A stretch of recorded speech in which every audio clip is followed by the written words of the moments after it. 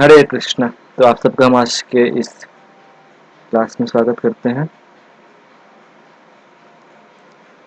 अभी हम लोग भक्ति रसामृत सिंधु में जो 64 अंग हैं, तो इसका शास्त्रों में कहाँ पर क्या प्रमाण मिलता है ये सेक्शन देख रहे थे। तो हम लोग अभी तक जहाँ देखे थे लास्ट क्लास में, उससे आगे आज देखना शुरू करेंगे। तो ये है 44th। मैंने ग्रुप में एक पीडीएफ भी भेजा है, तो आप यदि पीडीएफ ओपन करके देख सकते हैं तो आपके लिए इजी रहेगा समझना। तो 44th आइटम डिवोशनल सर्विस का है, 44वां तत्कृपा इक्षणम, यानी कि हमेशा यह उम्मीद लगाए रखना कि भगवान की कृपा अवश्य ही मेरे जीवन में आएगी, अवश्य ही मेरे ऊपर में आएगी, यह भरोसा रखना।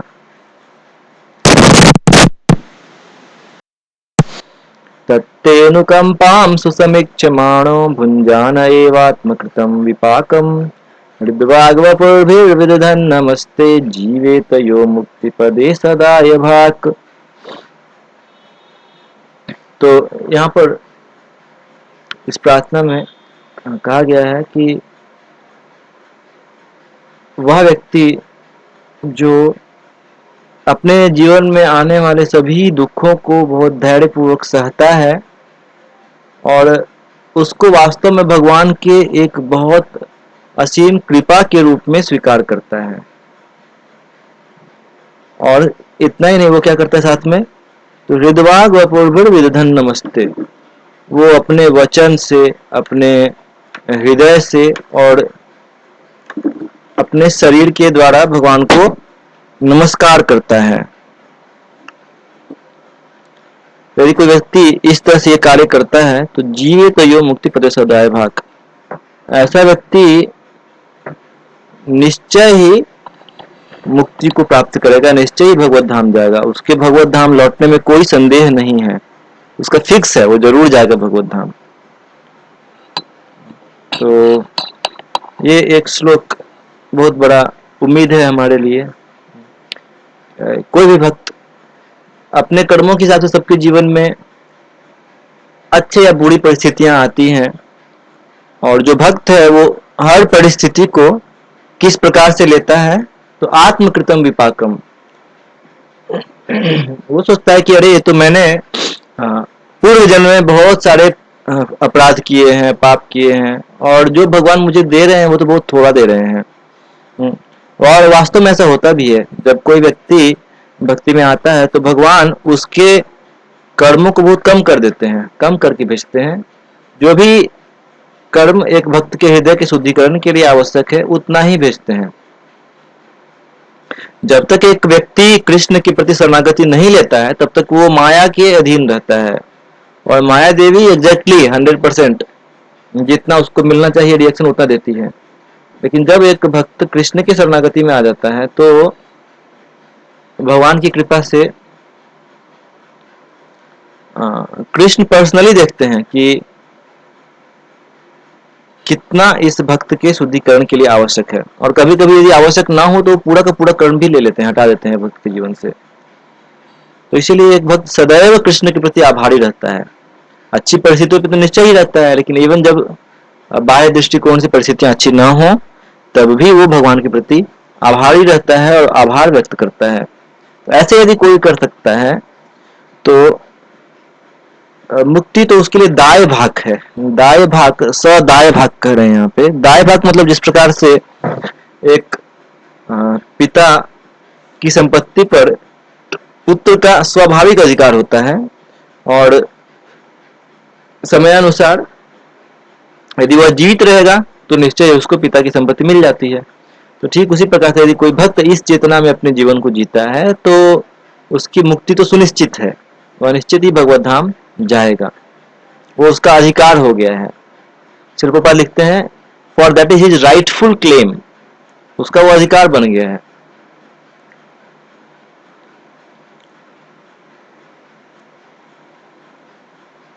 तो एक दक्षिण भारत के प्रसिद्ध जो भक्त हैं, वैष्णव हैं, कुलशेखर महाराज, तो वो हम लोग जानते हैं कि कैसे उन्होंने भगवान के गुणगान में संस्कृत में मुकुंद माला स्तोत्र लिखा है, और वैसे ही उन्होंने तमिल भाषा में एक कविता लिखी है, पेरुमल। तो उसमें वो लिखते हैं ये अनन्य गतित्व के बारे में। अनन्य गतित्व मतलब क्या, कि एक भक्त जो है वो भगवान के चरणों को छोड़ करके और किसी के शरण में कभी नहीं जाता है। एकमात्र वो भगवान के ही शरण में रहता है, दूसरे किसी की शरण को स्वीकार नहीं करता है। भले ही उसके जीवन में समस्या आए, लेकिन वह फिर भी अपने भगवान को नहीं छोड़ता है। तो इसको समझाने के लिए वो बताते हैं कि जैसे एक बालक यदि शरारती रहता है, तो कभी कभी उसकी माँ उसको एक झापड़ देती है, झापड़ से उसको बहुत थोड़ा कष्ट मिलता है। तो हो सकता है कि वो थोड़ा बहुत अपने माँ पर चिल्लाए, लेकिन फिर जाएगा कहाँ, तो वो फिर अपने माँ के पास में ही आता है, उसी के पास में जाकर के रोता है, क्योंकि उसको पता है कि इसको छोड़ करके और मेरे पास में और कोई ऑप्शन नहीं है। वो किसी अन्य को अपना शरण नहीं मानता है, उसका शरण एकमात्र उसकी माँ के पास में है, तो वो उसके पास में ही जाकर के रोता है। उसी प्रकार से एक जो शरणागत भक्त है वो कृष्ण के शरण के अलावा और किसी दूसरे के शरण में कभी नहीं जाता है। तो एक और उदाहरण आता है इसके बारे में कि जिस प्रकार से एक कमल का पुष्प है, तो कमल जो है वो लिखते हैं कि वह सूर्य को अपना पति के रूप में देखता है, इसीलिए जब सूर्य उदित होते हैं तो वह खुल जाता है, और जब सूर्य दोपहर का समय आता है तो बहुत तेज धूप रहता है सूर्य में, और उस समय में इतना तेज धूप के कारण सूर्य के जो कमल की जो पंखुड़ियां हैं वो सिकुड़ने लगती हैं। तो लेकिन फिर भी कमल ये नहीं बोलता कि अरे इतना तेज धूप के कारण तो मेरा पंखुड़ी सिकुड़ रहा है, तो चलो अभी हम सूर्य को छोड़ देते हैं, किसी दूसरे के साथ में चलते हैं, हम अब रात में उगेंगे, अब हम सुबह में नहीं उगेंगे, रात में उगेंगे, ताकि रात में इतना गर्मी नहीं रहता है और हम आराम से रह सकते हैं। तो वो ऐसा नहीं करता है। तो ये दूसरा उदाहरण देते हैं कि कैसे एक भक्त जो है वो भगवान के शरण को छोड़ करके कहीं नहीं जाता है। हो सकता है कि उसके जीवन में कभी कभी तेज धूप आ जाए, बहुत गर्मी आ जाए, यानी कि ताप बढ़ जाए, परेशानियां बढ़ जाए, लेकिन फिर भी वो भगवान के चरणों को नहीं छोड़ता है।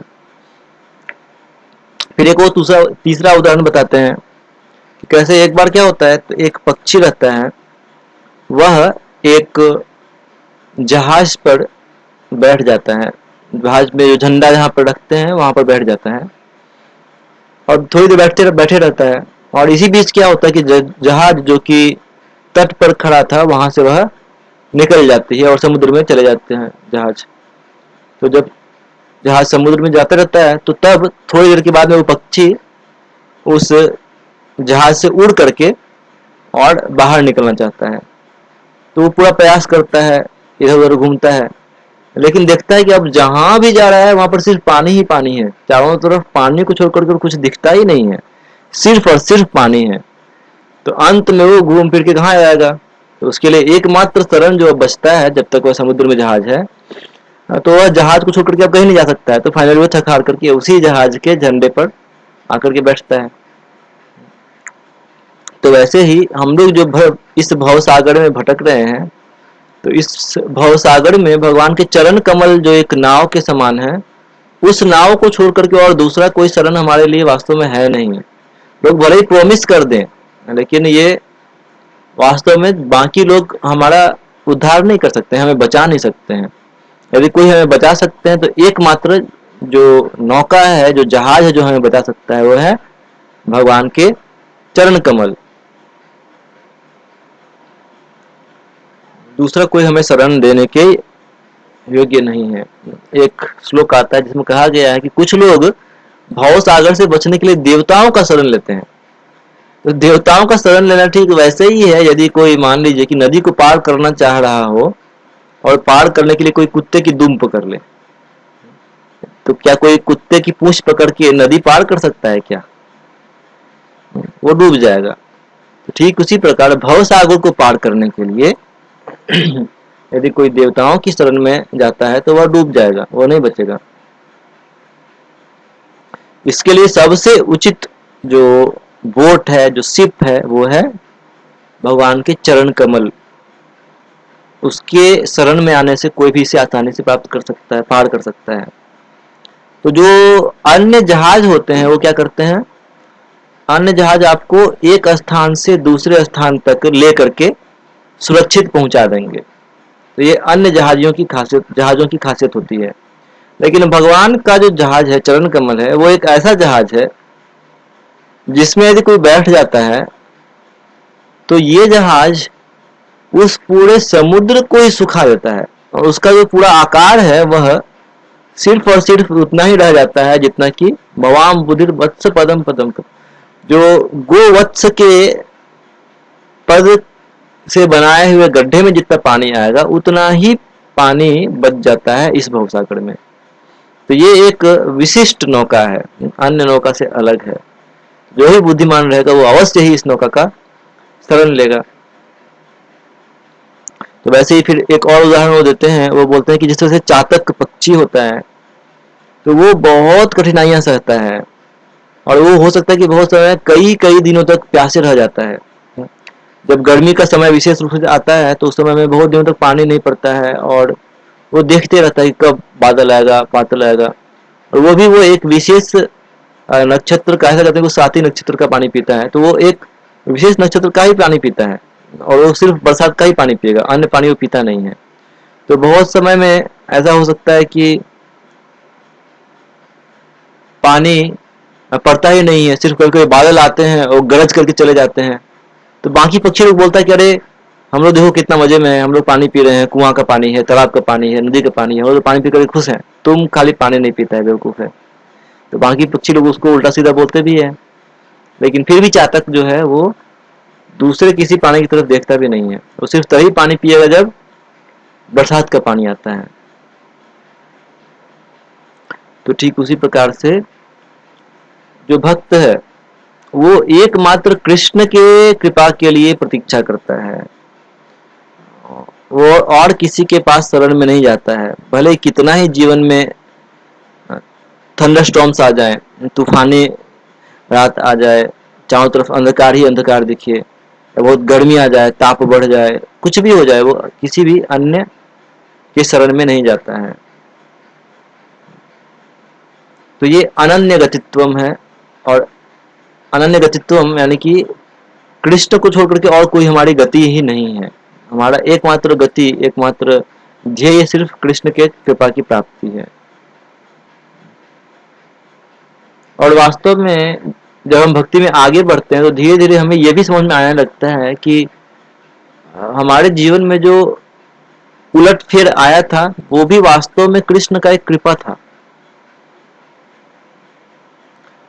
हम लोगों की दृष्टि इतनी लंबी नहीं होती है, तो हम लोग नहीं समझ पाते कि कैसे कोई घटना मेरे जीवन में कृष्ण की कृपा थी। लेकिन कृष्ण जानते हैं कि इस भक्त के मेरे पास वापस आने के लिए कौन सा सिचुएशन बेस्ट है।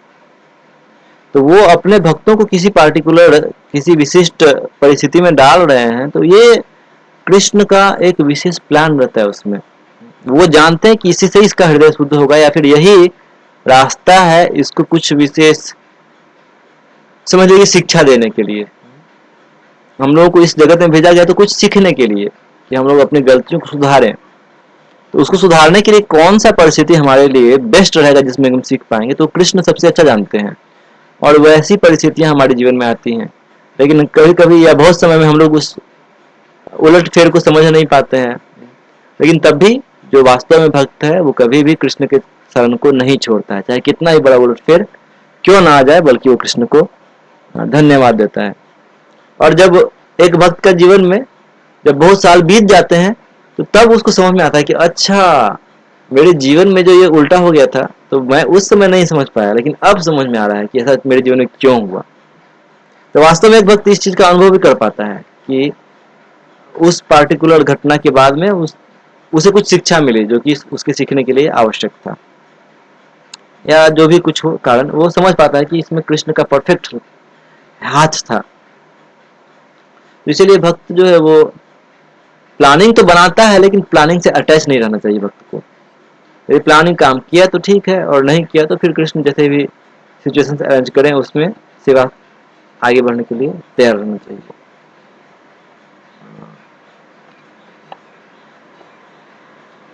एक भक्त के रूप में सेवा के लिए हमें प्लानिंग करना चाहिए, ऐसा नहीं प्लानिंग नहीं करना चाहिए, प्लानिंग जरूर करना चाहिए, लेकिन उससे अटैच नहीं रहना चाहिए। हमें सेवा से अटैच रहना चाहिए, हमें भगवान से अटैच रहना चाहिए।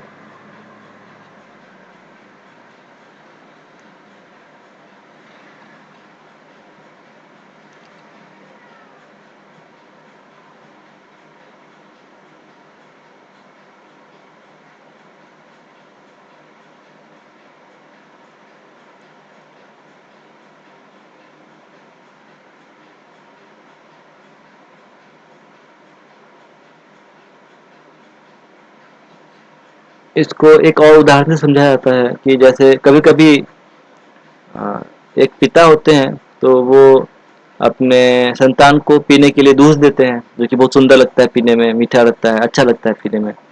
और वही पिता विशेष रूप से जब अप्रैल का मौसम आ रहा है तो इस टाइम में कभी कभी क्या करते हैं, उसको नीम का चीज बना करके देते हैं, नीम का जूस या नीम का कुछ देते हैं, खाने में तीता लगता है। तो लेकिन जो बच्चा है, जो समझदार बच्चा रहता है, वो पी लेता है। उसको पता है कि यदि वो मुझे कुछ अच्छा दे रहे हैं तो वो ही मेरे अच्छा के लिए दे रहे हैं, और यदि कुछ ऐसा दे रहे हैं जो कि मुझे अच्छा नहीं लगता है तो वो भी मेरे लिए अच्छा ही होगा, इसीलिए वो मुझे दे रहे हैं।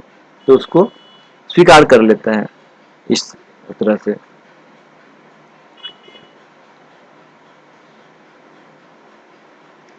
इसी प्रकार एक भक्त भगवान के जो भी परिस्थितियां हैं उसको भगवान की कृपा के रूप में स्वीकार करता है।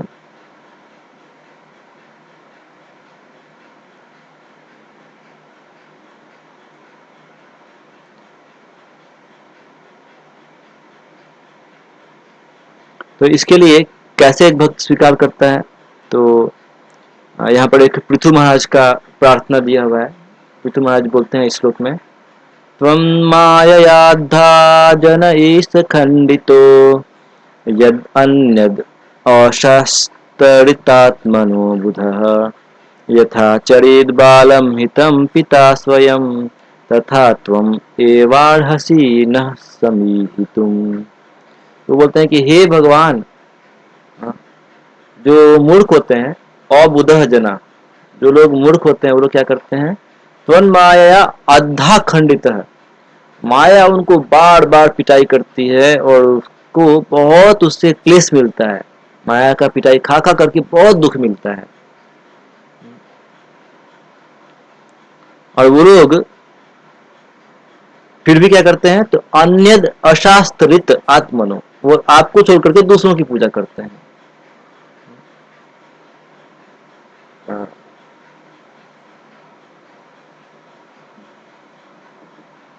तो इसीलिए जब आप मुझे कह रहे हैं कि तुम मुझसे कुछ वर मांगो, तो वो बोलते हैं कि नहीं, मुझे नहीं पता है मेरे लिए क्या अच्छा है क्या खराब है, आप वो कीजिए जिससे कि मेरा हित हो।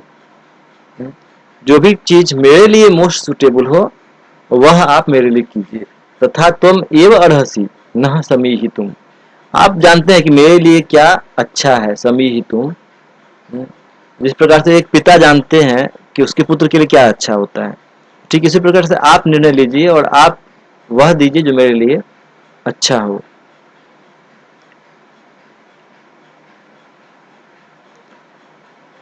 तो ये 44th आइटम था। फिर नेक्स्ट आइटम है भक्ति में स्मृति ही, यानी कि रिमेम्बरेंस। तो इसके बारे में कहा गया है, रूप गोस्वामी लिखते हैं, यथा कथम चिन मनसा संबंध स्मृति उच्यते। किसी भी येन केन प्रकार, यथा कथम, किसी भी प्रकार से यदि मन में भगवान का स्मरण हो, भगवान चिन मनसा, चिन मतलब भगवान को लिया गया है, तो मन में भगवान का संबंध स्मृति, भगवान से संबंध की स्मृति हो, तो इसको स्मृति कहते हैं। जैसे हो सकता है कि हमारे जीवन में हमको किसी विशेष क्षण का बहुत याद रहे कि अरे मैं वहां पे गया था तो वहां पे बहुत अच्छा लगा, वहां पर भगवान का बहुत कृपा मिला मुझे, या फिर कोई भक्त हमारे जीवन में बहुत अच्छा सहायता किए तो वो भक्त, या फिर मान लीजिए कुछ हमने प्रसाद लिया था तो वो प्रसाद बहुत मन में कृपा ना रहता है कि अरे वो प्रसाद हाँ लिया था वो बहुत अच्छा लगा था, या भगवान को कुछ दर्शन हो सकता है कि हमको कुछ बहुत देख बहुत उस दर्शन को देख करके बहुत प्रेरणा मिलता है कभी कभी भगवान का कृपा का। तो अलग अलग भक्तों की अलग अलग परिस्थितियां हो सकती हैं जिसको वो स्मरण करता है और उससे वह भगवान का स्मरण कर सकता है।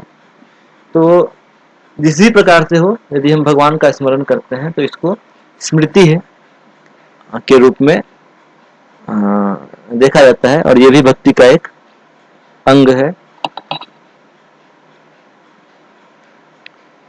तो इसके प्रमाण के लिए शास्त्र से प्रमाण के लिए लिखा एक श्लोक लिया गया है पद्म पुराण से। यहाँ पर कहा गया है प्रयाणे च यन्नाम स्मरताम नृणाम सद्यो नश्यति पापौघो नमस्तस्मै चिदात्मने। तो मैं उस परम भगवान को प्रणाम करता हूँ, उनको जिनके स्मरण मात्र से ही यन नाम स्मरताम, यदि कोई उनका नाम का स्मरण कर ले, चाहे वो जीवित अवस्था में स्मरण करे या फिर मरणासन्न अवस्था में स्मरण करे, कोई भी अवस्था क्यों ना हो, यदि कोई भगवान को स्मरण कर लेता है, नाम स्मरण करे तो क्या होता है, सद्यो नसति निणाम पाप ओघ, वो तुरंत ही नष्ट कर देता है पाप ओघ, बहुत सारा पाप का पहाड़ भी क्यों ना जमा कर लिया हो, सारा का सारा पाप उसका नष्ट हो जाता है। कब? यदि कोई भगवान का नाम का स्मरण कर ले, जीवित अवस्था में करे या मरणासन अवस्था में करे, किसी भी अवस्था में करे। तो ये भगवान का स्मरण का, नाम के स्मरण का फल है। फिर नेक्स्ट आइटम है भक्ति में ध्यानम या मेडिटेशन, जिसको आजकल बहुत लोग फेमस वर्ड है मेडिटेशन। तो इसके बारे में लिखा है ध्यानम रूप गुण क्रीड़ा सेवादेह सुष्ठु चिंतनम। ध्यान का अर्थ क्या हो गया, तो भगवान के रूप गुण लीला इन चीजों का और सेवा का सुष्ठु चिंतनम, यानी कि बिल्कुल सम्यक रूप से, बहुत ही गहराई से उस पर अपने मति को लगाना, ध्यान को लगाना, तो इसे कहते हैं ध्यानम। तो यदि आप देखेंगे तो 45वां आइटम जो था वो स्मृति था, तो वो भी भगवान का स्मरण है, भगवान का जो स्मृति है, स्मरण है। और ध्यानम, इसमें भगवान पर ध्यान कर रहे हैं, तो इसमें अंतर क्या है, ध्यान और स्मृति दोनों एक ही जैसा लग रहा है। तो इसको समझाने के लिए कहते हैं कि अंतर ये है कि स्मृति एक उतना डीप नहीं होता है, उतना गहरा नहीं होता है जितना कि ध्यान गहरा होता है।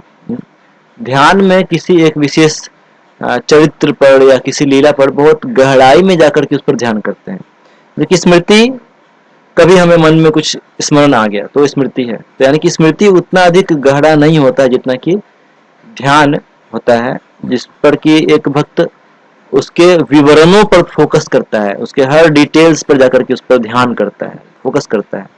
तो यानी कि ध्यान अधिक गहरा होता है स्मृति की तुलना में। तो ये अंतर है दोनों में। तो ये ध्यान भी 4 तरह के हो सकते हैं। यहाँ पर लिखा हुआ है रूप गुण क्रीड़ा इस सेवा, तो 4 तरह का ध्यान है। तो पहले रूप ध्यान के बारे में कोट किया गया है नरसिंह पुराण से, भगवत चरण द्वंद्व ध्यानम निर्द्वंद्वम ईरितम पापिनोपि प्रसंगेन विहितम सुहितम परम। तो यदि कोई भगवान के द्वंद्व ध्यान, चरण द्वंद्व यानी कि 2 चरण जो हैं भगवान पर, तो लोग सोचते हैं कि यदि कोई इस पर ध्यान करेगा तो वो क्या हो जाएगा, निर्द्वंद्वम ईरितम, यानी कि वह इस संसार के द्वंद्व से बाहर निकल जाएगा, मुक्ति मिल जाएगी उसको। तो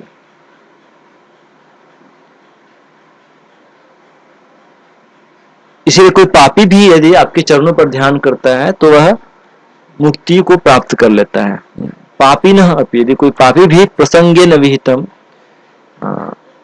ध्यान करता है तो क्या होता है, सुहितम परम, हाईएस्ट बेनिफिट, परम लाभ को प्राप्त करता है।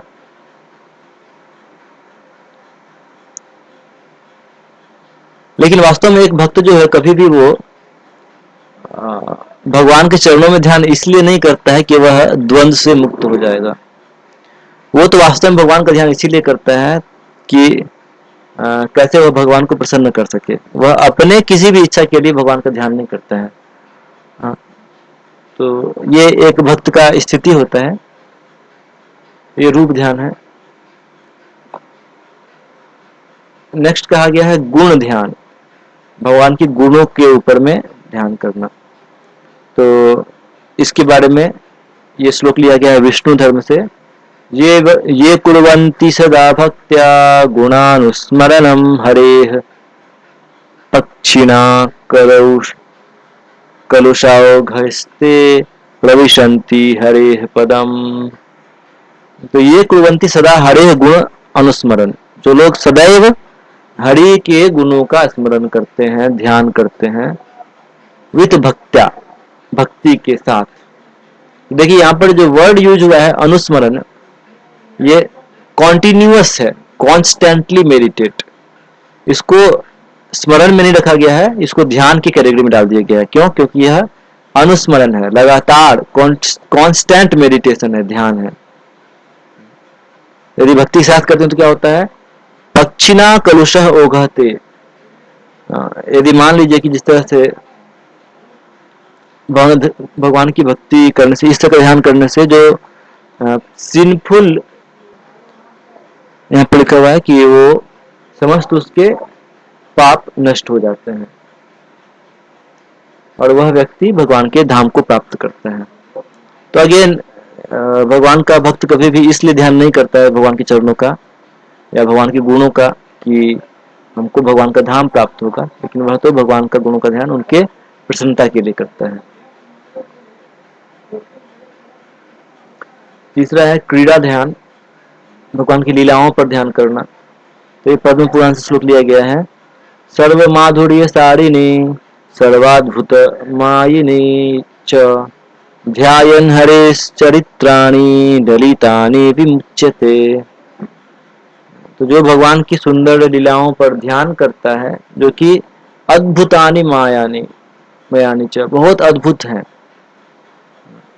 तो इससे वह विमुच्यते, मुक्त हो जाता है। और चौथा है सेवा ध्यानम।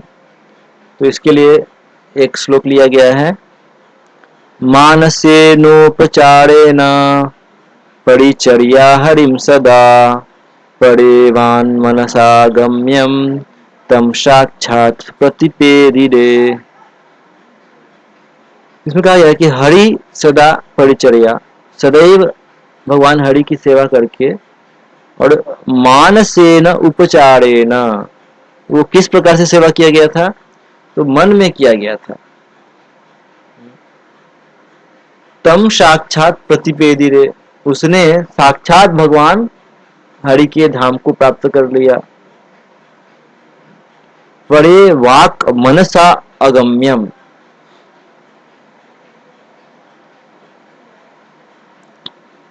जो दूसरे लोग हैं उनके लिए वह तो भगवान को अपने वाक से, यानी कि वाणी से या मनसा, मन से जिस भगवान को प्राप्त नहीं कर सकते हैं, यानी कि भगवान वास्तव में सबके पहुंच से दूर रहते हैं, कोई किसी की पकड़ में नहीं है भगवान, लेकिन वैसे भगवान एक भक्त को अपना शरण देते हैं जिसने क्या किया था, तो मनसा उपासना, मन से, अपने मन में भगवान की उपासना की थी। तो ये एक इसके बारे में कथा आती है ब्रह्म वैवर्त पुराण में कि एक बार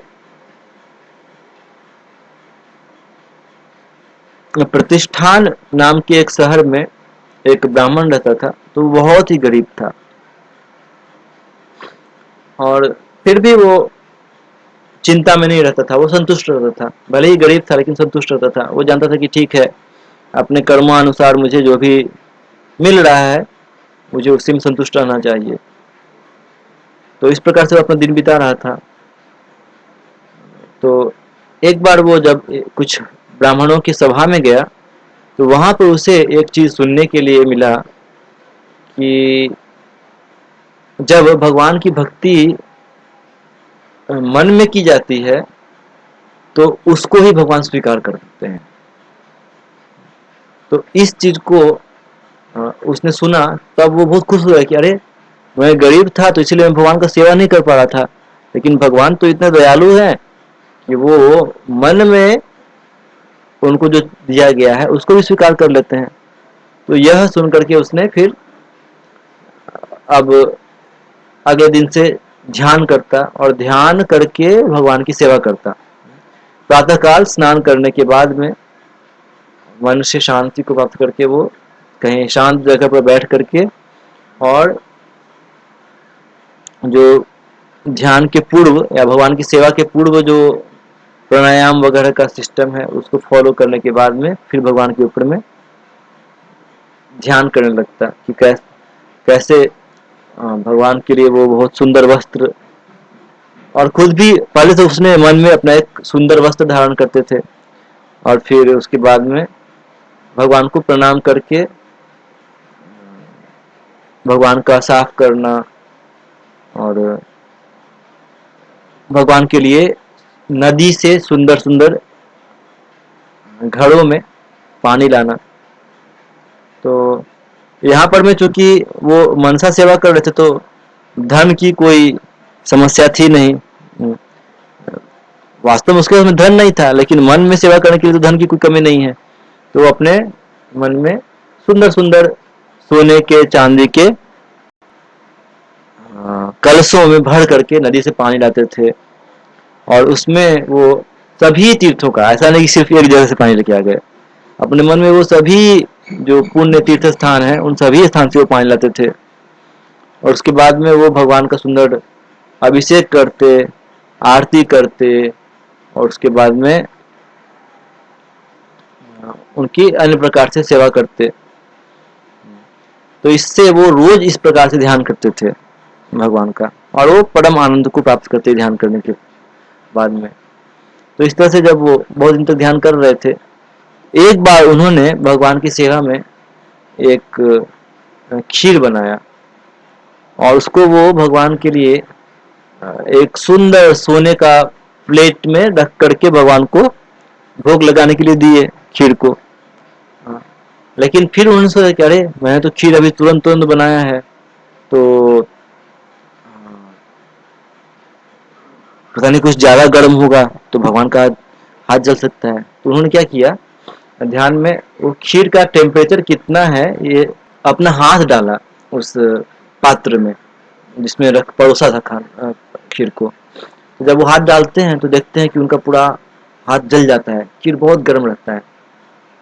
तो उससे तुरंत वो बाहर निकालते हैं हाथ को, लेकिन फिर वो सोचते हैं कि अरे, मैंने तो गड़बड़ कर दिया। क्या गड़बड़ कर दिया? तो मैंने तो इसमें पूरा अपना उंगली डुबा दिया था। तो पूरा उंगली डूबने से क्या होता कि मेरा नाखून भी पानी के अंदर चला गया था और इस प्रकार से मेरा जो भोग है वो गड़बड़ा गया। तो ये शास्त्रों का एक नियम होता है कि जब हम भगवान के लिए भोग लगाते हैं तो किसी भी भोग की वस्तु को अपने नाखून से नहीं छूना चाहिए, सिर्फ उंगली से छूना चाहिए। मान लीजिए कि किसी पात्र में जल रखा हुआ है और उस पात्र में हमारा नाखून अंदर डूब गया, तो वह पानी बेकार माना जाता है। उसको फेंक करके फिर बर्तन धो करके और पुनः नया पानी लाना चाहिए। ये भगवान के सेवा में ये सब पवित्रता का ध्यान रखना होता है। तो अब वो ब्राह्मण सोचने लगा कि अरे, ये तो अब अपवित्र हो गया है, अब इसको हम भगवान को भोग नहीं लगा सकते हैं। तो फिर से वो अब मन में फिर से उस खीर को रिजेक्ट करके प्लानिंग करने लगे कि ठीक है, अब नेक्स्ट क्या करेंगे। तो इसी बीच में उनका ध्यान टूट गया। जब वो ध्यान कर रहे थे इस तरह से। तो देखिए ये यहाँ पर एक महत्वपूर्ण शिक्षा है कि कैसे वो मन में ध्यान कर रहे हैं और उसमें भी वो उस चीज को एक्सेप्ट नहीं करते हैं जिसमें कि उनका नाखून डूब गया था, उसको रिजेक्ट कर देते हैं और नया सिरे से प्रयास करने के लिए जाते हैं। और हम लोग प्राय ऐसा होता है कि हम लोग पता है कि मेरा नाखून इस चीज में डूब गया है तो अब मुझे ये भोग नहीं लगाना है, लेकिन फिर भी उसको हम लोग अनसुना करके और आगे बढ़ जाते हैं और भोग लगा देते हैं भगवान को। तो ये वास्तव में एक सेवा का अपराध होता है। तो हम लोगों को अपनी सेवा में सतर्क रहना चाहिए और दक्षता पूर्वक सतर्कता पूर्वक करना चाहिए, जो भी शास्त्रों के नियम है उनको मानते हुए करना चाहिए और सेवा अपराध से बचना चाहिए। तो जब ये सब चल रहा था तो भगवान जो थे वैकुंठ में वो ये देख कर के मुस्कुराते हैं। तो लक्ष्मी जी पूछती हैं कि अरे ये क्या हुआ, आप क्यों मुस्कुरा रहे हैं इस तरह से। तो फिर भगवान उनको बताते हैं सब कुछ और स्वयं आकर के उनको वहां पर लेकर के जाते हैं और लक्ष्मी जी को दिखाते हैं कि देखो कैसे इसका हाथ जो है वो जल गया था। तो देखिए उनका ध्यान कितना स्ट्रांग था, कितना प्रभावशाली था। यद्यपि वो ध्यान में देख रहे थे कि मैंने गरम खीर में हाथ डाल दिया, मेरे हाथ का उंगली क्योंकि गरम खीर था तो गरम चीज में हाथ डालने से स्वाभाविक है वो जल जाएगा। और उनका ध्यान इतना स्ट्रांग था कि वास्तव में उनका हाथ जल गया था। तो वो चीज ये लक्ष्मी जी को दिखाते हैं कि देखो ये ब्राह्मण कैसा है, कितना महान है।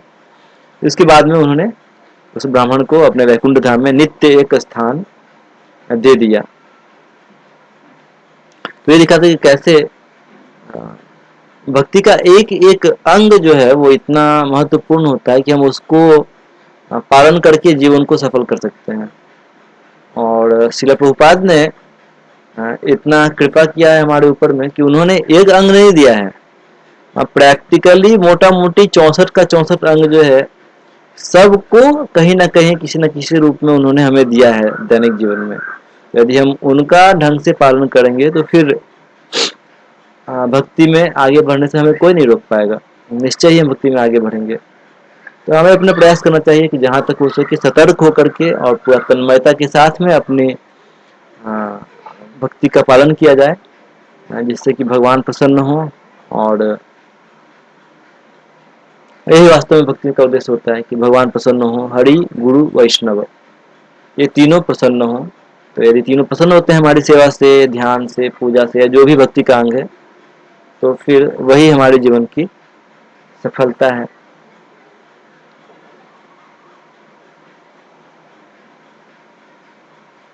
जब आप लोग डीटी वर्शिप सीखेंगे, जब विग्रहों की पूजा सीखेंगे, तो विग्रह की पूजा में वास्तव में इस ध्यान जो पद्धति है, जो कि इस जो स्टोरी यहाँ पर मैंने डिस्कस किया था, तो इस चीज को इस्कॉन में भी एडॉप्ट किया गया है। तो जो पुजारी होते हैं वो ध्यान करते हैं।